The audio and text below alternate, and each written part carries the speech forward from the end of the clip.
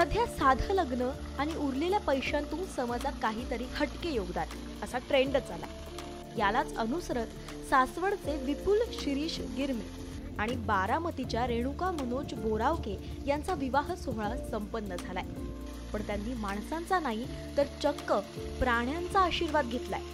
या नवदाम्पत्यानं लग्न सोहळ्याच्या खर्चातून वन्य प्राण्यांसाठी पाण्याची सोय केली आहे। उन्हाची दाहकता वाढत असल्यानं वन्य प्राणी पाण्याच्या शोधात मानवी वस्त्यांजवळ येत आहेत। यातून बऱ्याचदा त्यांचा मानवाशी संघर्ष होतो।